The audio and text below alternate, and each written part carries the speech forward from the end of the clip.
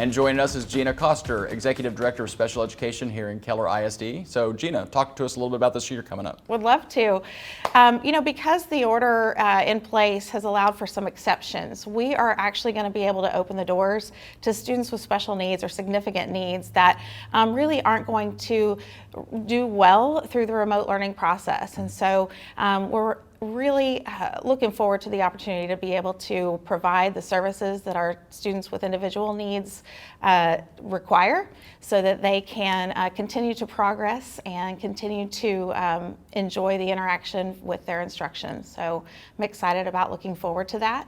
Another thing that we're looking at is the opportunity of students who will need to be required to continue staying in remote learning.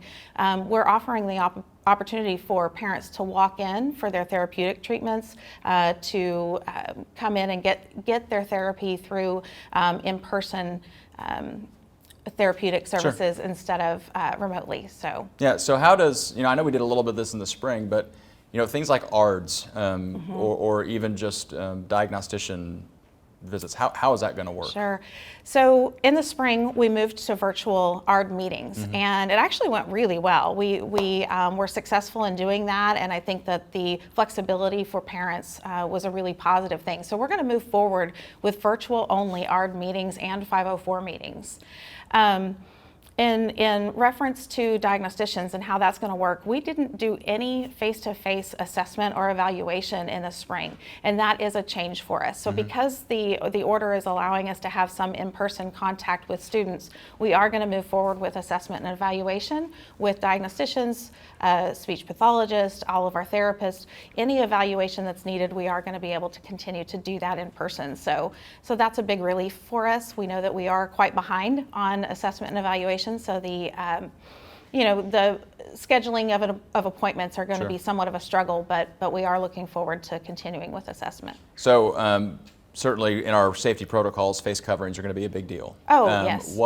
How does that work with some of our kids, especially some of our kids who are in our special ed world that might not be able to manage a face covering? Right. So we're going to be looking at face coverings and working through the instruction of how to appropriately wear face coverings for our students for both the instruction in person instruction and the remote, or in-person therapeutic center. Sure. One of the things that we're trying to do are social stories with our students, watching videos with them, practicing it, those sort of things to try to get them used to it. But we do know that there are some students with significant needs that really aren't going to be able to maintain or handle the anxiety of having a mask on and those sort of things. And so we do have some face shields that we will provide our students as well, and hoping that will help mitigate some of it. We have some additional safety protocol that we're working with our safety and security office to help us provide. So there will be significant changes to our typical protocol for safety and so it sounds like very much a one-on-one or a case-by-case basis, right? Absolutely. Yeah. So where's a good source of information where our parents can make sure they're addressing questions or just gathering more information? Yeah, I'm so glad you asked. So we do have a special education parent liaison Facebook page. Okay. There's a lot of connection between parents and our support staff there. And additionally, we do have on the Back to School website, on KISD Back to School, there's a tab for special education support, and there will be a FAQ there as well. So great. It should be pretty informative. I appreciate everything your team is doing to support our special education students in Keller. Thanks for joining us. No problem. Thank you.